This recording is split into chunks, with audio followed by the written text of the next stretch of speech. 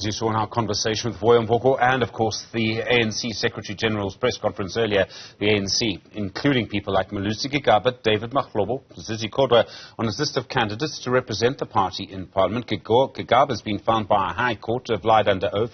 Mahlobo and Kodwa have findings against them by the Zondo Commission. Professor Sethulego Matebese is a Professor of Sociology at the University of the Free State. Professor, good afternoon to you, and thank you very much indeed for your time. Really do appreciate it. What message do you think this list of candidates sends to voters? Some people implicated in corruption have been kept off the list, but some have been kept on.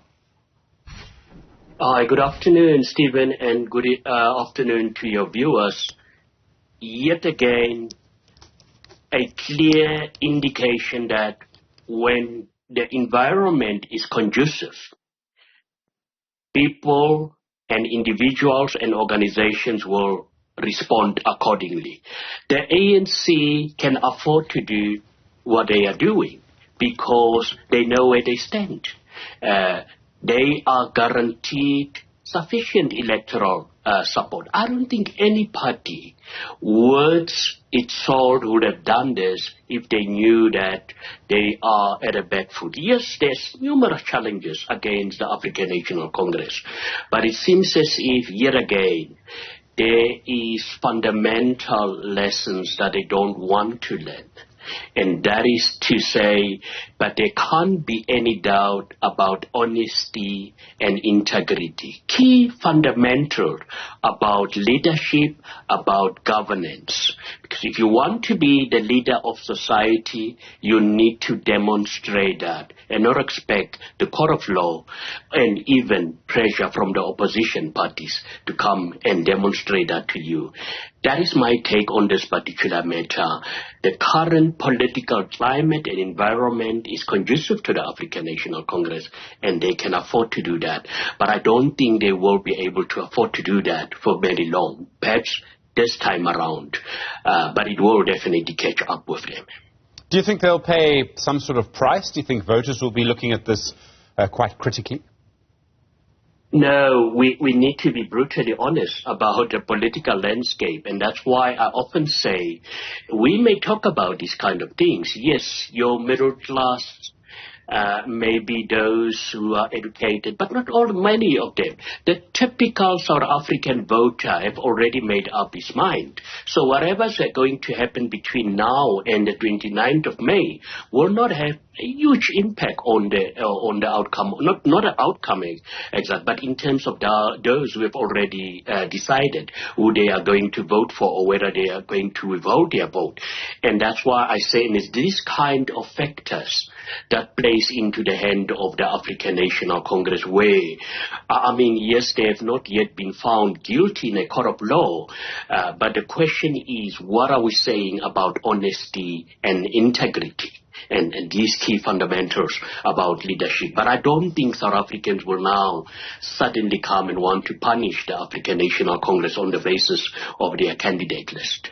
The ANC has said over the last few days that the people implicated in state capture had gone to the MK party. There was a quote from an ANC member over the weekend. And we've seen that someone like Des van Rooyen is now with Umkhonto we Sizwe. But someone like Malusi Gigaba was also surely hugely implicated in state capture. He had a very close relationship with the Guptas. I mean, can the ANC really campaign against MK on the issue of corruption? I mean, corruption, I thought, might be a big issue in this election. I don't know if it will be now. You know, it's going to be very interesting. Remember, you've got two former senior key leaders of the African National Congress who are leading now opposition parties. They know the ins and outs of the African National Congress. They will make, although, I mean, if one also look at their track record and issue of credibility, there's a lot of questions even hanging around them. But this is the nature of politics. You want to distort and try to erode confidence in your opposition, and the opposition here will definitely be the African National Congress. And I would not be surprised where some of these leaders will now say, but please, can you first try to clean your own house before you even start calling us as being corrupt leaders? It's going to be very difficult for the African nation. But we know based on history, how they have navigated around this. And I will not be surprised to say, and I've already heard what the Secretary General said, that they have subjected this to the in-house rules and regulations of the African National Congress. But the question is, does that subscribe to this whole principle of integrity and honesty? And those are questions that South Africans have to ask ourselves. But fact of the matter is, there will be a lot of questions about how sincere is the ruling party in dealing once and for all with an issue which I think each day actually is taking a chunk away from the future of South Africa, and that is corruption. Rampant corruption taking place at all levels of government, which has a huge impact about the future of this very same government that many want to lead. Obviously, this is not the end of the process, and I suppose one of the questions that emerges is that if Malusi Gigaba goes into Parliament, or people like him, someone who, had to resign from Cabinet before, would he go into Cabinet or not? If he did, which position would he get? If he didn't go into Cabinet, would he be the chair of a parliamentary committee? Or would he be someone who's very high up on the ANC's list and only goes to Parliament? What I'm trying to get to is this isn't the end of the story, is it? Yeah, but this has happened, over and over, where you find people with serious allegations against their name.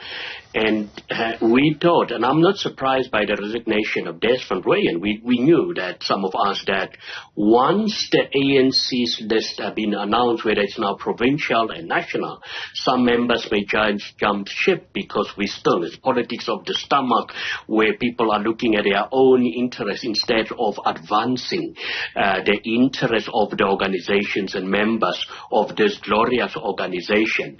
But the chances are there that some of these implicated members may just feature quite prominently high on the list of the African National Congress, and the ANC will have no choice but to send them to Parliament, and they will sit with yet another level of problem to try and respond to how is that possible, whereas you are preaching, taking the fight where it matters, and that is fighting corruption. But we don't see that happening in practice. It's interesting. I mean, we've got these four people we've been discussing. You talk about Des van Rooyen, who's now on the list for MK. What does it say about our politics that so many political parties, not all of them by any chance, but that so many of them have people who have questions against them? No, it's easy. It's like opening a church in South Africa today. I mean, everybody can be a pastor. And it's also, you've got, democracy has its own weaknesses. And one of the fundamental weaknesses of democracy is that it has delivered leaders who should never have become leaders of political parties like the African National Congress, but based on the support that they got. And that's why we're sitting with a huge problem. People are supporting leaders based on what they can get from them. And that's why I'm not surprised that even on the eve of the elections, we may still see this jockeying for positions where people will jump ship based on what they can get out of these newly formed, established political parties.